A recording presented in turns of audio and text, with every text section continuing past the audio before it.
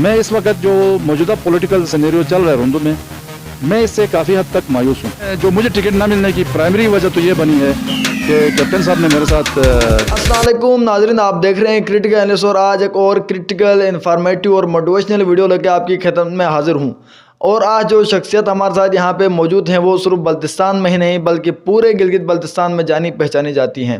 आप तहसील रुंदू के पहले डॉक्टर हैं और आपने कौम की, इलाके की और मिलत के लिए बेलौस खदमात सर अंजाम दिए और अभी हाल ही में आपने अपने पॉलिटिकल कैरियर का भी आगाज़ किया है और आप पाकिस्तान तहरीक इंसाफ की तरफ से डिस्ट्रिक्ट सिकरदू के नायब सदर हैं।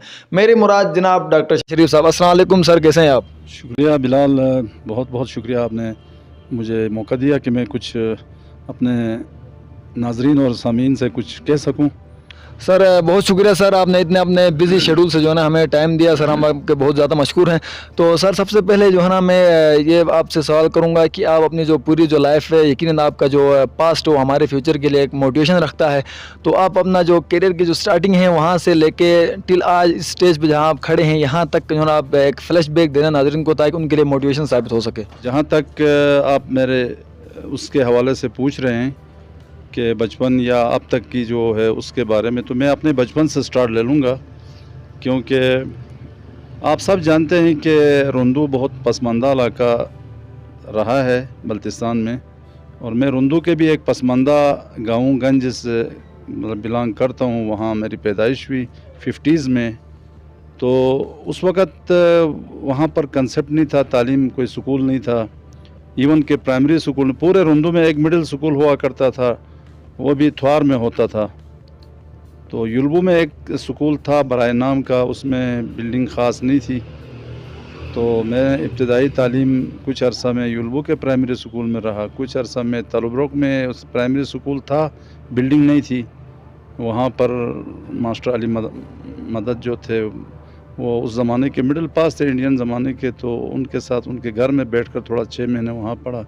फिर मैं वहाँ से थ्वार मुझे लाया, वहाँ लाकर मुझे सैयद अब्बास जो थे मरहूम, उनके घर में जो काचो फयाज़ के वालिद थे, तो उस वक्त काचो फयाज़ फोत हो गए थे, तो उनके घर में मुझे लाकर अपना राशन एक लेकर आए थे। मुझे याद है उस वक्त, क्योंकि खुराक की किल्लत होती थी, तो अपना गंदम भी अपना लेकर, लेकिन उनकी बड़ी मेहरबानी है कि उन्होंने मुझे 1 साल तक वहाँ रखा और वहाँ से मैंने पहली बल्कि 2 क्लासों के इम्तिहान मैंने इकट्ठा पास किया और सेकंड आया था मैं क्लास में। तो काफ़ी मुश्किलात थी उस ज़माने में, आपको पता है कि फैसिलिटीज़ नहीं थी। तो उसके बाद आप पता है मेरे चाचा जो थे वो फ़ौज में थे, उन्होंने जॉइंट फैमिली थी, तो उन्होंने कहा कि ये बच्चा जो है इसको मैं ले जाता हूँ, पढ़ाता हूँ। तो वो अपने साथ लेकर गए। फिर मैं कराची चला गया। कराची में एक अच्छे स्कूल में पहले दाखिल किया, जिन्ना एफिशिएंसी स्कूल में। तो वो इंग्लिश मीडियम स्कूल था, वहाँ मैं चल नहीं सकता था क्योंकि मैं एक उर्दू मीडियम टाट वाले स्कूल से गया हुआ था। और वहाँ फिर 1-2 महीने ट्राई की, लेकिन मैं वहाँ चल नहीं सका। साथ ही साथ अंकल की पोस्टिंग हो गई मलिर कैंट में, तो फिर मैं मलिर कैंट में कैंटोनमेंट स्कूल था वहाँ दाखिल हो गया और वहाँ मैं चल पड़ा और बड़ी मेहनत की, रात दिन मेहनत करके। मैं ये बता दूं कि 1 साल के अंदर अंदर मैं इस काबिल हो गया था कि मैंने अपने हाथ से ख़त लिख कर घर में वालिद साहब को ख़त लिखा। तो उसके बाद अल्लाह के फजल से वहाँ मैं 5वीं तक 6ठी तक वहाँ पढ़ता रहा। उसके बाद उनकी पोस्टिंग हो गई सियालकोट, तो मैं सियालकोट आ गया। सियालकोट से फिर मैंने ओपन कंपटीशन में मिलिट्री कॉलेज जहलुम के लिए टेस्ट दिया, उसमें मैं सिलेक्ट हो गया। काफ़ी प्रोसेस था, आपको पता है, मेडिकल इंटेलिजेंस टेस्ट सारे क्लियर करके मेरा एडमिशन हो गया। वहाँ से मैंने मैट्रिक मिलिट्री कॉलेज जहलुम से किया। फिर थोड़ा सा मेरा कोई सिस्टोलिक मरमर की वजह से मुझे वहाँ से उन्होंने अनफिट किया, तो मैं वहाँ से आकर गिलगित में मैंने एडमिशन लिया। FSC गिलगित से किया। उस वक़्त गिलगित का एक ही कॉलेज होता था, वो कोणदास जहाँ मौजूदा यूनिवर्सिटी है वहाँ पर एक होता था। तो मैं जुटियाल से साइकिल में जाता था, पुल रोड से साइकिल उधर रख कर वहाँ से पुल पार करके एक डब्बा था, उस डब्बे में बैठकर हम लोग उस मौजूदा यूनिवर्सिटी के उधर जाते थे। वहाँ से छुट्टी, फिर इसी तरह ये पैदल आना जाना एक टफ़ टाइम था, लेकिन अल्लाह के फ़ज़ल से वो टाइम भी गुज़र गया और उस दौर में मैं वाहिद बंदा था जो एफएससी की पूरी यानी प्री मेडिकल और प्री इंजीनियरिंग में मैं एक पास हुआ था और फिर उसी पर मुझे सीट भी मिल गई। तो उस ज़माना भुट्टो साहब का था, तो चाणका मेडिकल कॉलेज जो चूँकि भुट्टो के शहर में था उसकी बड़ी शोहरत थी, तो मेरा हालांकि एडमिशन कराची में भी हो सकता था सिंध मेडिकल कॉलेज में, लेकिन वज़ीर आज़म के गाँव में होने के नाते फिर मैंने कहा मुझे चाणका भेज दो, तो लिहाजा उन्होंने मुझे चाणका भेज दिया। वहाँ से मैंने ग्रेजुएशन की और हाउस जॉब फिर मैंने पॉलीक्लिनिक में किया है, एनेस्थेसिया में 83 में 84 के शुरू में। तो वहाँ से हाउस जॉब के बाद चूँकि अपने डॉक्टर सिकंदर हयात वहाँ हमारे हेड ऑफ़ डिपार्टमेंट होते थे सर्जरी के, उन्होंने मशवरा दिया कि आप अपने इलाके में जाकर खिदमत करें।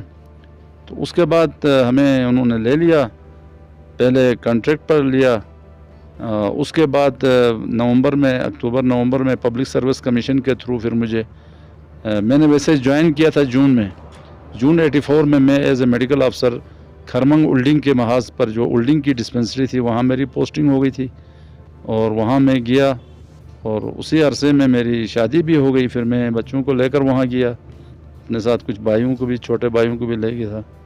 अल्लाह के फजल से वो इस वक्त कोई डॉक्टर, कोई वकील, कोई इंजीनियर हैं। तो वहाँ फिर मैंने 2 साल गुजारे टिक कर, वहाँ मैंने खिदमत की। अब भी उल्डिंग के पुराने लोग जो है मुझे याद करते हैं कि डॉक्टर वहाँ बैठा था, मैं खिदमत करनी थी अपने इलाके के अवाम की। तो फिर वहाँ से मेरी दोबारा पोस्टिंग स्कर्दो DHQ में एज ए मेडिकल अफसर हो गई। यहाँ मैं इंचार्ज मेडिकल और सर्जिकल वार्ड रहा बारी बारी। यहाँ से फिर मुझे मेहदियाबाद भेज दिया सिविल हॉस्पिटल। 88 के टेंशन के दौरान उस सानहे के वक़्त में मेहदियाबाद में था, तो रुंदू के हालात कुछ ख़राब हो गए तो मुझे वहाँ से रुंदू भेज दिया। तो उस वाक़े के और वो हादसे के जो असरात ख़त्म होने तक मैं रुंदू में रहा, खिदमत किया। उसके बाद फिर मैंने अपनी स्पेशलाइजेशन का सोचा कि कब तक मेडिकल अफसर रहूं, तो फिर मैं चला गया रेडियोलॉजी में और मुझे दाखिला मिल गया, तो वहाँ से मैं डेपुटेशन पर चला गया। 91 में मैं वहाँ से अपना DMRD का वो जो कि मीडियम क्लास डिप्लोमा होता है, MPhil के इक्विवेलेंट होता है, उसको करके फिर मैं आया हूँ। तब से फिर मैं DHQ हॉस्पिटल स्कर्दू में रहा और एज ए रेडियोलॉजिस्ट काम करता रहा। फिर मेरी प्रमोशन हो गई, मैं सीनियर कंसल्टेंट बन गया, उसके बाद चीफ कंसल्टेंट, और बीच में कोई 1-2 महीनों के लिए मेरी चिलास भी पोस्टिंग हो गई थी। तो बाकी मैं थ्रू आउट इसी हॉस्पिटल में रहा। तो 34 साल तक मैंने यहाँ के बल्तिस्तान के अवाम की खिदमत की है। अल्लाह का फ़ज़ल है कि कभी की शिकायत का मौका नहीं मिला, किसी अवाम के किसी तरफ से, किसी कोने की तरफ से मेरे ख़िलाफ़ कोई शिकायत नहीं हुई। तो मुझे खुशी है कि मैंने अपने अवाम की खिदमत की। रुंदू के अवाम आते थे बिला तफरीक और मेरे अंदर वो कोई एक जज्बा था कि इंसानियत का, तो उसी हवाले से मैंने खिदमत की है। बिल्कुल डॉक्टर साहब, इसमें कोई शक नहीं है कि हज़ारों साल नरगिस अपनी बेनूरी पर रोती है, बड़ी मुश्किल से होता है चमन में दीदार पैदा। तो आप जैसी शख्सियत यकीनन इस तरह के मसाइब बर्दाश्त करके ही फिर जो है ना वो एक उस लेवल पे पहुंचती हैं कि दुनिया उनको अच्छे लफ्ज़ों में याद करती है। तो सर, जहां आप एक कामयाब डॉक्टर रहकर आपने जो बेलोस खिदमत की हैं वो जो है ना हमारे सामने हैं, तो सर इसी के साथ साथ आपने एक पेरेंटिंग में जो है बेहतरीन जो है ना आपने एक पेरेंटिंग की और अपने माशाल्लाह आपके तमाम बच्चे जो है कामयाब हो गए।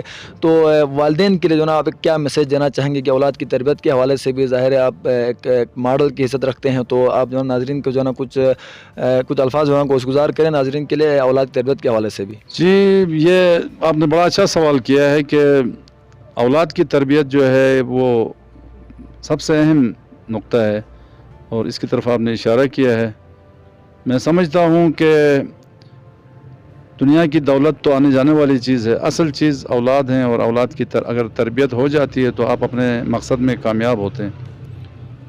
मैं शुक्र करता हूँ कि मुझे तरबियत करने वाले जो मेरे वालिद थे, चाचा थे, वो इंतहाई शफीक और बड़े इल्म दोस्त लोग थे। और मैं ये एक चीज़ बता दूँ कि मेरे वालिद साहब ख़ुद उस ज़माने में पूरे इलाके में गंज में वो अखुन भी थे और मुंशी भी कहलाते थे। वाहिद इंडिया के ज़माने के पढ़े लिखे, कोई तीसरी तक पढ़े हुए थे اور چاچا جو تھے وہ ملٹری پولیس میں تھے, انہوں نے بھی فوج میں جا کر پڑھا تھا, تو وہ خود بھی ایک علم دوست اور علم سے محبت کرنے والے تھے. ان کا بھی ایک موٹو تھا کہ بھائی بچوں کو پڑھانا ہے. تو ان دو ہستیوں نے مجھے جو ہے موٹیویٹ کیا کہ میں پڑھوں, اور اس کے بعد باقی اساتذہ کا بھی میں مشکور ہوں کہ پھر میں اپنی لائف آپ نے دیکھ لیا کہ کتنی اسٹرگل کے بعد میں اس لیول پر آیا ہوں.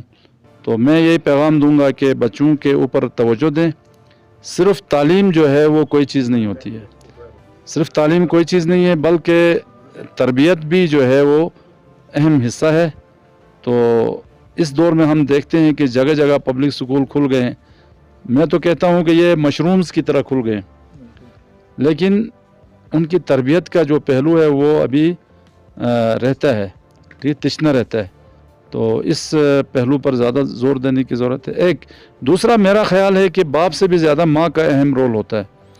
تو بچوں کی تربیت میں اگر ماں جو ہے وہ دلچسپی لے, اور تو کوئی وجہ نہیں ہے کہ بچے جو ہے وہ اچھے معاشرے کے اچھے افراد بنیں گے.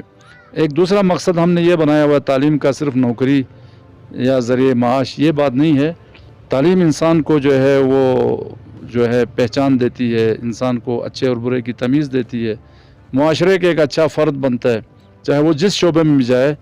اگر اس کی تربیت اچھی ہوگی, تعلیم اچھی ہوگی, تو وہ یقیناً معاشرے کے لیے ایک مفید فرد پڑتا ہے. اللہ کے فضل سے میرے 9 بچے ہیں, اور آخری بچہ جو ہے میرا چھوٹا بچہ ابھی حال ہی میں کوئی اس سال 2-3 مہینے ہو گئے ہیں, تو اسوا پبلک سکول میں سلیکٹ ہوا ہے, وہ وہاں چلا گیا ہے. باقی سب میرے بچے اس وقت کچھ فارغ ہو چکے ہیں, جاب میں لگے ہوئے ہیں. میرا اب ایک بچی ادھر سائیکیٹرسٹ ہے DHQ ہاسپٹل میں, ایک بیٹا میرا ڈاکٹر ہے, ریڈیالوجسٹ ہے, اور وہ وہ کیا کہتے ہیں FCPS پارٹ 2 کر رہا ہے لاہور سے. کوئی ایک بیٹی بھی میری انجینئر ہے, وہ LGNRD میں لگی ہوئی ہے. اور ایک اور بیٹا میرا ویٹرنری ڈاکٹر ہے. اس کے علاوہ کچھ پڑھ رہے ہیں, کوئی MPhil کر ایک بچی, دوسری بچی ابھی FSC کا ایگزام دے رہی ہے, ایک بچی میری اسلام آباد میڈیکل اینڈ ڈینٹل کالج میں BDS میں ابھی 2nd ایئر کا ایگزام دے رہی ہے. تو انشاءاللہ اس طریقے سے میرا خواب جو تھا بچوں کو پڑھانے کا وہ پورا ہو گیا, اللہ کا شکر ہے. تو میں سمجھتا ہوں کہ تربیت کے لیے جو ہے نا ماں باپ, اساتذہ اور اسٹوڈنٹ تینوں یہ ٹرائنگل ہوتی ہے. اگر یہ ان کے بیچ میں کوآپریشن ہو, ان کے بیچ میں ایک دوسرے کے ساتھ انڈرسٹینڈنگ ہو, تو بچوں کی تربیت بہتر طریقے سے ہو سکتی ہے. یہ نہیں ہو سکتا ہے کہ ماں باپ کہیں کہ ہم نے اساتذہ کے حوالے کر دیے.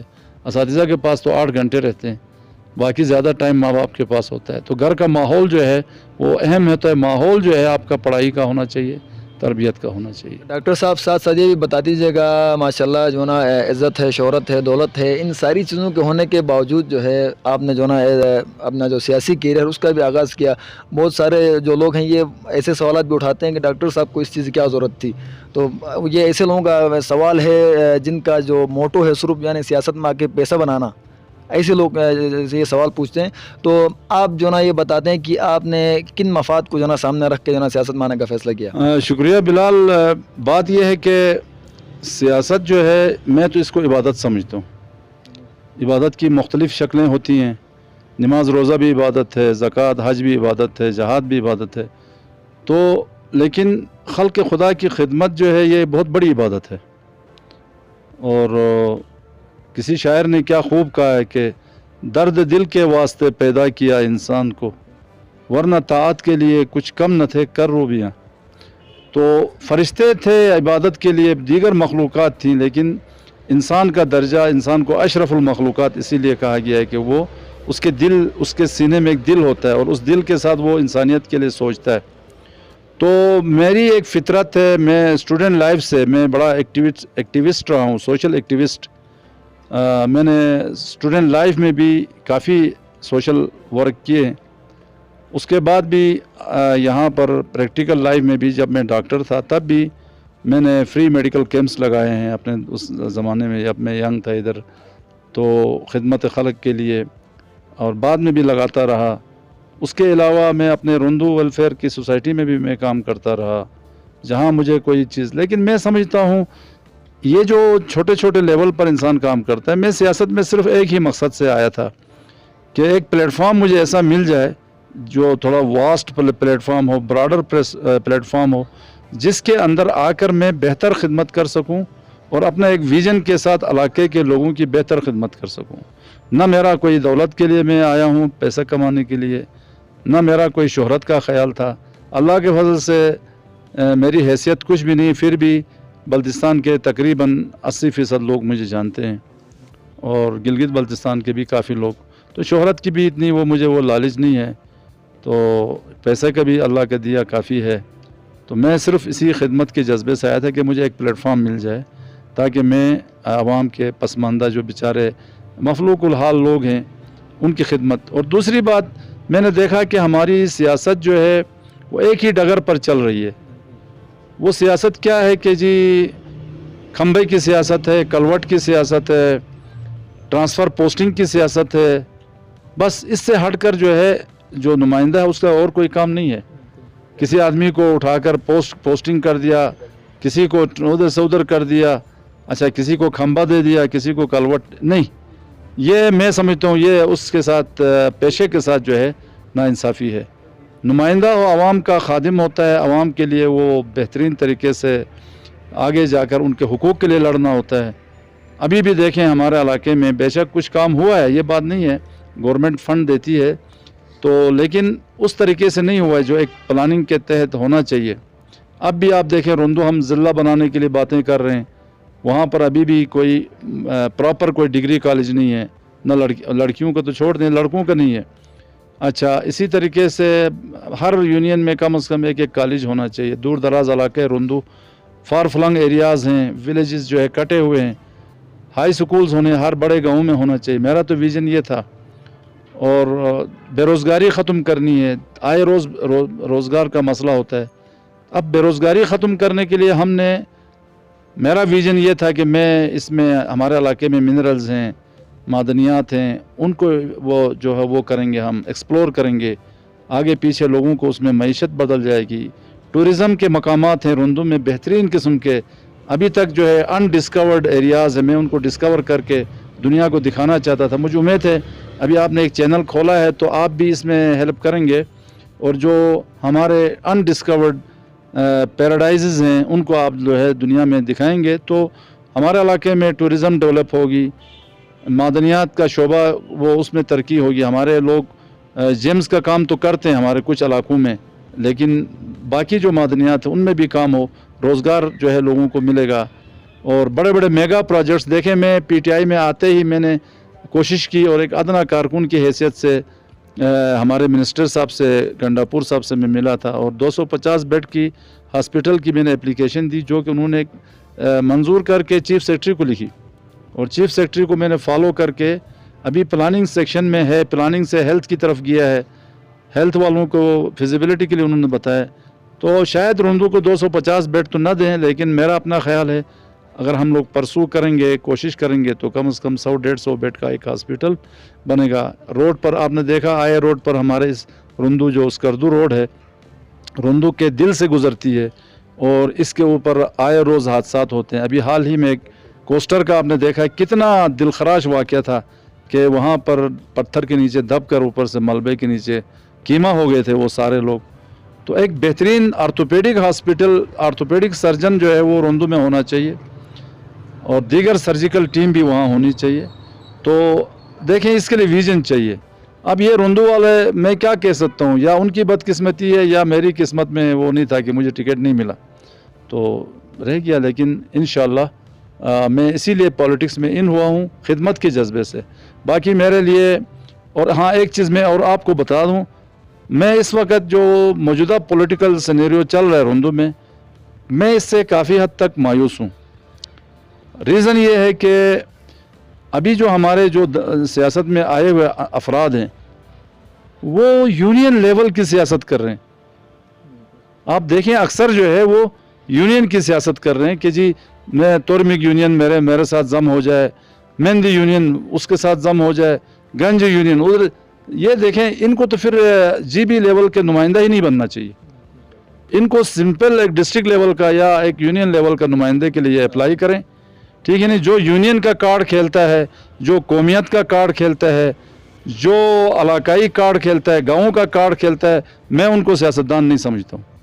मेरे हिसाब से सियासतदान को पूरे GB लेवल बल्कि पूरे पाकिस्तान लेवल की सोच होनी चाहिए। बिल्कुल डॉक्टर साहब, आपने सही कहा कि एक जो सियासतदान है उसकी जो विजन है वो हमेशा हाई होनी चाहिए। इसीलिए जो ना वज़ीर इमरान खान साहब ने जो ना आवाम में पज़ीराई पाई, क्योंकि उनका जो विजन था वो बहुत बड़ा विजन था।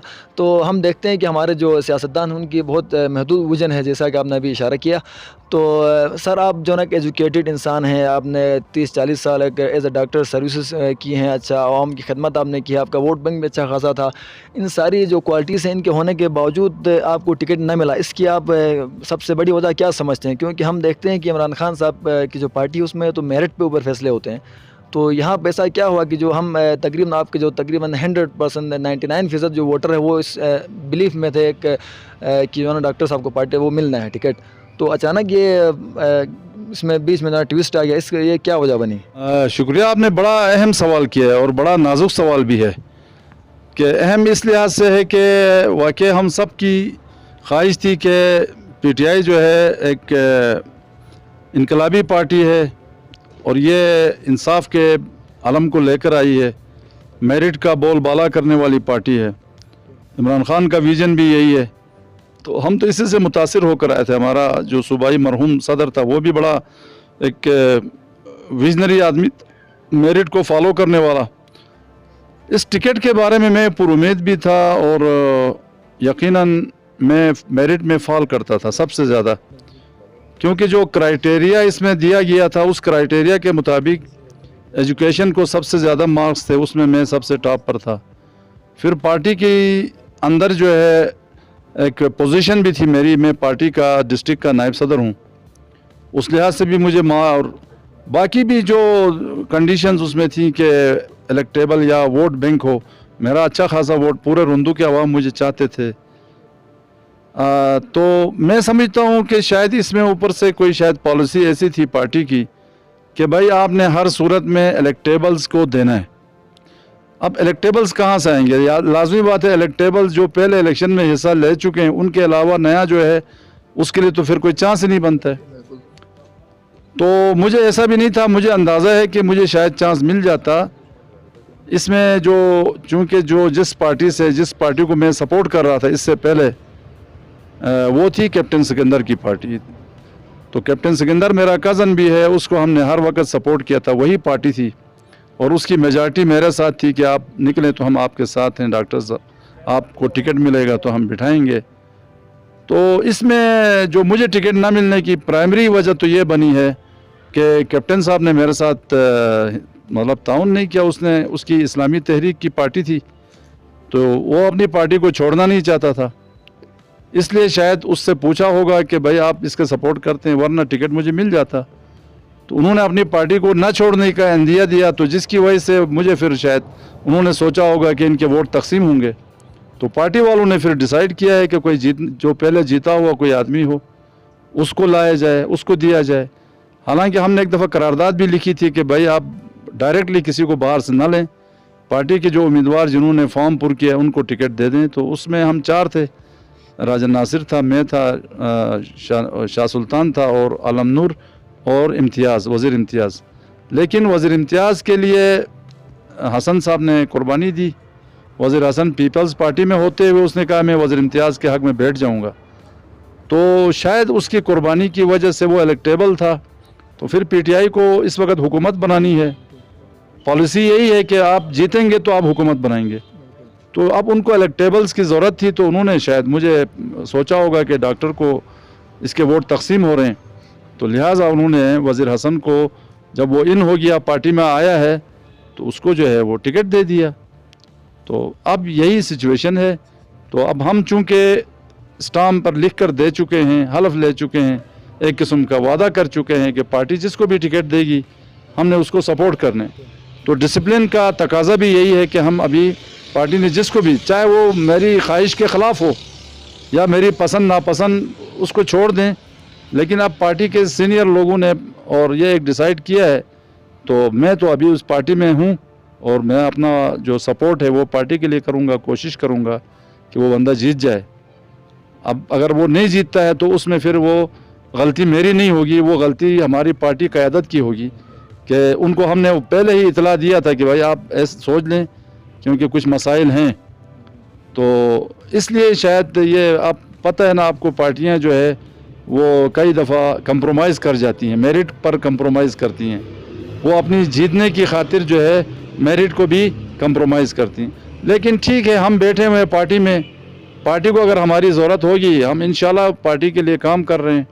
آگے بھی چیزیں ہیں, ہمیں امید ہے پارٹی والے ہمیں کہیں ہو سکتا ہے کہیں اگر ہماری خدمت کی ضرورت ہو تو وہ ہمیں کام عوام کی خدمت کا موقع دیں گے. بالکل ڈاکٹر صاحب, حالات کا تقاضا بھی یہی تھا کہ پیوستر شجر سے امید بہار رکھ. اچھا ڈاکٹر صاحب, یہاں پہ یہ بھی کمنٹ کیجیے گا کہ جو روندو میں جو ووٹ ہے وہ شخصی ووٹ زیادہ ہے یا نظریاتی ووٹ زیادہ ہے روندو میں؟ جی یہ سوال بھی بڑا اہم ہے. دیکھیں نظریاتی ووٹ اس وقت زیادہ ہوتا ہے جب لوگ پڑھے لکھے ہوں اور ویژن رکھتے ہوں, کوئی نظریہ رکھتے ہوں. ابھی تک چونکہ علاقے میں تعلیمی شرح اتنی زیادہ نہیں ہے, اکثر لوگ جو ہے وہ برادری اور علاقائیت پر, قومیت پر, ان چیزوں پر یقین کرتے ہیں. تو زیادہ تر اب بھی شخصی ووٹ زیادہ ہیں, لیکن اب آہستہ آہستہ ڈیولپ ہو رہا ہے. لوگ سمجھ رہے ہیں, پڑھے لکھے لوگ جو ہے وہ ایک نظریہ رکھتے ہیں, ان میں اچھے برے کی پہچان بھی ہے. وہ کہتے ہیں کہ جی اس آدمی میں یہ کوالٹی ہے, اس کو دینا چاہیے, اس کو دینا چاہیے. تو آہستہ آہستہ نظریہ جو ہے کی طرف بھی لوگ آ رہے ہیں, لیکن میرے خیال میں ابھی تک نظریاتی لوگ کم ہیں. 70% شخصی ووٹ کہیں یا خاندانی ووٹ کہیں یا کوئی اور رشتے کے ناطے سے وہ ووٹ جو ہے وہ علاقائی ووٹ ہوتے ہیں. تو باقی 20-30% اب پڑھے لکھے لوگوں میں یہ شعور آ چکا ہے کہ وہ کہتے ہیں ایک نظریہ. لیکن یہاں پر پھر وہی بات آتی ہے, میں تو صاف گو آدمی ہوں, بات کھل کر کرتا ہوں کہ پیپلز پارٹی کے بارے میں مشہور تھا کہ یہ بڑی نظریاتی پارٹی ہے. اب آپ نے دیکھ لیا کہ ہمارے حلقے میں ایک 35 سالہ ایک پرانا ورکر کو انہوں نے ٹکٹ نہیں دیا, اور انہوں نے بھی ایک ایسے آدمی کو دے دیا, شاید وہ سمجھتے ہیں کہ اس کے پاس دولت زیادہ ہے اور اس کا اثر رسوخ زیادہ ہے, یہ جیت سکتا ہے. تو اب نہ پارٹیوں میں نظریہ رہا نہ لوگوں میں نظریہ رہا, اور لوگوں میں بھی اکثریت دیکھتے ہیں اپنے فائدے دیکھتے ہیں, مفاد دیکھتے ہیں کہ بھائی ہمارا فائدہ کس پارٹی میں رہنے سے ملے گا, کل کو ہمارے کام کون سا بندہ کر سکتا ہے, کون نہیں کر سکتا ہے. تو نظریاتی لوگ کم ہیں, لیکن جو ہیں وہ اچھے لوگ ہیں نظریاتی, اور بڑے کٹر لوگ ہیں نظریاتی ہیں کافی لوگ نظریاتی بھی ہیں. لیکن اکثریت اب بھی جو ہے وہ یا خاندانی ووٹ ہیں یا پرسنل ووٹ ہیں یا مفادات کے ووٹ ہیں یا کچھ اور طریقے سے لوگ جو ہے نا اس میں ہیں. تو ہم کوشش کریں گے کہ لوگ آہستہ آہستہ جو ہے نظریاتی بنیں, پڑھے لکھے لوگ جوں بڑھتے جائیں گے تو وہ اچھے. اور یہ ایک خوش آئند بات میں روندو میں دیکھ رہا ہوں شروع سے ہے, جب سے ہم نے سیاست میں ہم نے قدم رکھا ہے. پہلے تو میں انڈائریکٹلی تھا, ڈائریکٹلی سیاست میں نہیں تھا, کہ روندو اور دوسرے علاقوں میں ایک فرق ہے کہ کم از کم روندو میں لوگوں میں تعصب کم ہے, اتنا زیادہ نہیں ہے. لوگ تقریباً دیتے ہیں, کافی اپنے گاؤں سے ہٹ کر بھی دیتے ہیں, یہ ایک اچھی چیز ہے. ڈاکٹر صاحب اس بات پہ بھی کمنٹ کیجیے گا کہ ٹکٹ نہ ملنے کے بعد آپ نے جو اپنے جو مستقبل کی جو حکمت عملی ہے وہ آپ نے ڈیسائیڈ کی, یہ آپ کا پرسنل فیصلہ تھا یا آپ کے ووٹرز کی رائے کے بعد آپ نے یہ فیصلہ کیا؟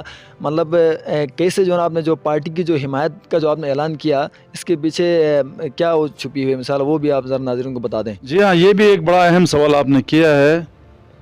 یقیناً بہت سے لوگ سوال کرتے ہوں گے کہ ڈاکٹر شریف بڑا مطلب اس نے پہلے ایک قرارداد بھی لکھی تھی کہ پیراشوٹرز کی حمایت نہیں کروں گا, ہم نہیں کریں گے. بعد میں اس نے پیراشوٹر جو پیراشوٹ کے ذریعے جس کو ٹکٹ دیا اس کی حمایت کیوں کی؟ تو میں پہلے سوال میں بھی تھوڑا اشارہ کر چکا تھا. البتہ اس دفعہ میں آپ کو یہ بتا دوں کہ میں جمہوریت پر یقین رکھنے والا آدمی ہوں. جب میں نے سیاست میں قدم رکھا ہے تو میں نے کوئی بھی فیصلہ اکیلا نہیں کیا. میں ہر وقت اپنے جو سپورٹرز ہیں ان کو آن بورڈ لیتا ہوں, ان سے پوچھتا ہوں. اور جب یہ ٹکٹوں کا فیصلہ ہونے کے بعد مجھ سے راجہ صاحب نے بھی رابطہ کیا تھا, اور راجہ ناصر نے بھی, اور کہا, میں نے کہا ٹھیک ہے ہم ملتے ہیں, بیٹھتے ہیں, ڈیسائیڈ سوچتے ہیں. تو ان کا بھی یہی خیال تھا کہ شاید چونکہ ڈاکٹر صاحب نے بھی پیراشوٹرز کے خلاف ایک قرارداد میں حمایت کی تھی, تو شاید وہ میرا ساتھ دیں گے۔ میں نے ان کو کہا بھائی میں اکیلا فیصلہ نہیں کر سکتا، مجھ سے وزیر حسن نے بھی 2-3 دفعہ رابطہ کیا تو میں نے اس کو بھی یہی کہا بھائی یہ ڈیسیجن میں خود نہیں کروں گا، کیونکہ مجھے جن لوگوں نے سپورٹ کیا ہے ان کا احترام ضروری ہے، ان کی رائے کا، تو میں ان سے رابطہ کروں گا، رابطہ کرنے کے بعد جو اکثریتی رائے آئے گی اس کے تحت میں کروں گا۔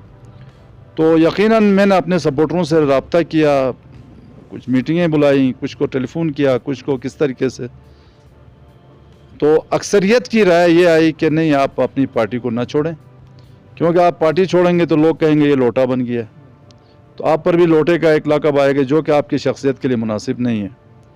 اور دوسری بات یہ ہے کہ اس میں سے میں نے خود بھی سوچا کہ چونکہ ہم نے ایک اسٹامپ پر بھی لکھ کر دیا ہے کہ پارٹی جس کو بھی ٹکٹ دے ہم اس کے ساتھ رہیں گے، تو ہمیں اپنا وعدہ پورا کرنا چاہیے۔ اور چلو اقتدار تو آنے جانے والی چیز ہے، ٹکٹ نہیں ملا ہے تو کوئی بات نہیں، ٹھیک ہے نہیں۔ تو ان 2 وجوہات سے، ایک تو میرے سپورٹروں نے بھی کہا کہ پارٹی میں رہیں، اور دوسرا میں نے اس چیز کو بھی سوچا کہ کنسیڈر کیا کہ جب ہم نے اسٹامپ لکھا ہے تو بے شک غلطی ہوئی ہے، اوپر والوں کی، پارٹی کے ہائی کمانڈ نے جو بھی کیا ہے، یا چاہے غلطی کیا ہے یا اچھا کیا ہے، وہ تو رزلٹ سے پتہ چل جائے گا۔ اگر انہوں نے اچھا کیا ہے، ہم سے زیادہ سوچ بچار ان کی ہوتی ہے، اگر ان کی سوچ کے مطابق رزلٹ اچھا آتا ہے ہم تو بھرپور کوشش کریں گے پارٹی کا ساتھ دینے کی، تو اگر جیتتا ہے تو اس کا مطلب ان کا ڈیسیجن صحیح تھا، اگر جیتتے نہیں ہیں، ہمارا کینڈیڈیٹ ہار جاتا ہے تو اس کا مطلب ہے اوپر والوں کا ڈیسیجن غلط تھا۔ اچھا ڈاکٹر صاحب، بلاول بھٹو زرداری جو ہے اس وقت سرزمین گلگت بلتستان پہ جو ہے نا تشریف لا چکے ہیں، اور اپنے جو دورے ہیں انہوں نے بالکل تیز کیے ہوئے ہیں، تو آپ کو کیا لگتا ہے کہ وہ یہاں پہ حکومت بنانے میں کامیاب ہو جائے گی پیپلز پارٹی؟ اور جو ہے نا اب ہم نے یہ بھی سنا ہے کہ وزیر اعظم سمیت تمام وفاقی وزراء پہ جو ہے گلگت بلتستان کے جو یہاں پہ آنے پہ پابندی لگی ہوئی ہے، تو کیا ہمارے اداروں کو اعتماد نہیں ہے ہمارے سیاستدانوں پہ، کیا وجہ ہے؟ کیا ایسی کوئی بات ہے یا یہ افواہ ہے؟ جی ہاں، بلاول صاحب کل تشریف لائے ہیں اسکردو میں، تو یہ ان کا جمہوری حق ہے، ان کو آنا چاہیے، ہر پارٹی کے سربراہ کو آنے کا حق ہے، الیکشنز کے دنوں میں آتے رہتے ہیں، تو یہ کوئی نئی بات نہیں ہے، اور ان کا آنا اچھی بات ہے، وہ آ کر علاقے کی محرومیوں کے لیے کچھ نہ کچھ اپنا اگر وہ اعلانات کرتے ہیں یا اپنی پارٹی کا کوئی وہ دیتے ہیں تو بہت اچھی بات ہے۔ میں تو اس پر یقین رکھتا ہوں کہ جمہوریت میں کسی پر پابندی نہیں ہونی چاہیے۔ اب یہ الگ بات ہے کہ شاید الیکشن کمشنر نے پچھلے دنوں میں کچھ ایسی بات کی تھی کہ یہاں پر سرکاری وزراء نہ آئیں یا اس قسم کی کوئی بات، تو ممکن ہے کہ اپوزیشن والوں نے کہا ہوگا کہ جی وزراء آئیں گے، وہ پورٹ فولیو کی وجہ سے جو ہے وہ لوگوں کو انڈر پریشر لاتے ہیں، اور اس سے ان کا بقول ہے اپوزیشن کے کہ یہ پری پول ریگنگ ہوتی ہے کہ وہ آ کر اعلانات کر دیں، حالانکہ ایسی کوئی بات نہیں ہے۔ تو ہر ایک کو آنا چاہیے، اپنا اپنا موقف بیان کرنا چاہیے۔ میں اس وقت صرف ایک چیز کی طرف اشارہ کروں گا کہ بلاول ایک اچھے سیاسی فیملی کے چشم و چراغ ہیں، اور ان کی والدہ محترمہ اور ان کے نانا جو تھے وہ تو بہت پائے کے سیاستدان تھے۔ مجھے ذاتی طور پر میں اس چیز کا، ابھی میں تو پی ٹی آئی میں ہوں، لیکن جب میں لاڑکانہ میں پڑھتا تھا بھٹو صاحب سے ملنے کا اتفاق بھی ہوا، ایسی کوئی بات نہیں ہے، وہ بہت عظیم انسان تھے۔ البتہ اس کے بعد اب پارٹی میں کافی انتشار آ گیا ہے، وہ بھٹو والی پارٹی نہیں رہی، تو بلاول بھی ابھی ینگسٹر ہے، ابھی اس کو بھی ٹائم لگے گا میچور ہونے میں، لیکن اچھی بات ہے آئے، اپنے کنونسنگ کرے۔ میرے خیال میں یہاں پر گلگت بلتستان میں لوگ اب بھی بھٹو کو اس لیے یاد کرتے ہیں کہ اس کے کچھ احسانات تھے، اس نے کچھ یہاں گندم سبسڈی دی، FCR ختم کیا، تو اس وجہ سے لوگوں کی اٹیچمنٹس اب بھی ہے۔ اور میرے خیال میں اس الیکشن میں اگر بلاول یہاں آتا ہے تو شاید کچھ سیٹیں لے لے گا، پی والے کچھ سیٹیں لیں گے، بالکل خالی نہیں جائیں گے۔ میرے خیال میں سیکنڈ پارٹی جو ہے وہ پی کی شاید بن جائے، میرا اپنا تجزیہ یہ ہے۔ لیکن عمران خان صاحب اس دفعہ اس لیے جیتیں گے کہ انہوں نے 72 سال کی محرومیوں کا ازالہ کیا ہے اور اعلان کیا ہے، اور ابھی آ کر اعلان بھی کریں گے۔ آپ کو صوبائی جو ہے عبوری صوبے کا وہ دے رہے ہیں، जो कि हमारा देरीना मुतालबा था। तो इंशाअल्लाह इस दफ़ा PTI जो है वो यकीनन आएगी और इसकी हुकूमत बनेगी। हाँ, अलबत्ता पीपल्स पार्टी बिलावल भुट्टो जो है शायद सेकंड नंबर पर आ जाएं, मेरा अपना ये अंदाज़ा ऐसा है। तो लेकिन जीत नहीं सकते, वो ओवरऑल तमाम सीटें जीतने की पोजीशन में नहीं है। तो बाकी नून वाले भी आएंगे, हर एक आएगा। तो हमारे वज़रा और हमारे कायदीन को भी आना चाहिए और वो यकीनन आएंगे। मेरे ख़्याल में 1 तारीख़ को शायद वज़ीर आज़म साहब हर साल आते हैं योम आज़ादी गिलगित बल्तिस्तान के हवाले से 1 नवंबर को। पिछले साल भी गिलगित आए थे, इस साल भी वो शाही पुल ग्राउंड में उनका प्रोग्राम है। तो वो आएंगे और यकीनन अपनी पार्टी का मौक़िफ़ भी बयान करेंगे। ये भी उनका भी जमहूरी हक़ है। अब देखें ना, जब आप हुकूक़ की बात करते हैं तो आप ये नहीं कर सकते कि आप PTI के रहनुमाओं के हाथ बांध दें, उनको बाउंड कर दें कि वो यहाँ ना आएँ, सिर्फ PP और नून लीग वाले आते रहें। ये तो फिर इंसाफ नहीं है। अगर उनके लीडर आते हैं, उनका चेयरमैन आ सकता है, तो हमारा चेयरमैन भी उसको भी आना चाहिए। ठीक है, नहीं पाबंदी किसी पर नहीं। हाँ, अलबत्ता मैं ज़ाती तौर पर कहता हूँ कि जमहूरियत में ज़ाब्ते अखलाक के अंदर रह कर बात करनी चाहिए और गाली गलौज नहीं देनी चाहिए। एक सोबर तरीके से कैंपेन चलानी चाहिए और जब कोई जीतता है तो फिर उसको मुबारकबाद देना चाहिए, धांधली का शोर नहीं मचाना चाहिए। ठीक है जी। तो इस लिहाज से बिलावल साहब का आना जो है अच्छी बात है, आ जाए, हमें इससे कोई खौफ भी नहीं है, ना हमें ख़तरा है। हम अपने नज़रिए पर कायम हैं, हम अपनी पार्टी के साथ हैं। जो जिस पार्टी के साथ है वो उसी को वोट देगा। तो इनका आना मेरे ख्याल में अच्छा है, ताकि इसको भी पता चले कि इलाके की जोग्राफियाई हैसियत वो ख़ुद देखेंगे। तो कल को जब ये ऐवानों में जाएंगे, हमारी महरूमियों का उनको पता चलेगा, हर पार्टी के लीडर को पता चलेगा कि कितने मुश्किलात में हम यहाँ पर बैठे हुए हैं। तो सबसे अहम चीज़ आईनी, अगर बिलावल साहब भी सूबाई उसकी हिमायत करते हैं तो हम इनको भी अप्रिशिएट करेंगे, नून लीग वाले करते हैं उनको भी अप्रिशिएट करेंगे। लेकिन बाहर सूरत हमारी पार्टी ने ये ऐलान किया है और इंशाअल्लाह सूबाई सेटअप मिलेगा। अभी इलेक्शन के बाद ऐलान करेंगे, क्योंकि इलेक्शन से पहले भी होता था, वो इनकी वजह से नहीं हो रहा है, अपोजिशन वालों की वजह से। इन्होंने कहा आप इलेक्शन से पहले ऐलान नहीं करेंगे। तो let's hope, we should hope for the better. बहुत शुक्रिया डॉक्टर साहब, आपने जो है ना अपना वो कीमती टाइम हमें दिया। और नाजरीन, उम्मीद करता हूँ ये वीडियो आप लोगों के लिए काफ़ी हेल्पफुल साबित हुई होगी और मोटिवेशनल साबित हुई होगी। तो मज़ीद ऐसी वीडियोस देखने के लिए हमारे चैनल को सब्सक्राइब करें और बेल आइकन पर ज़रूर क्लिक करें।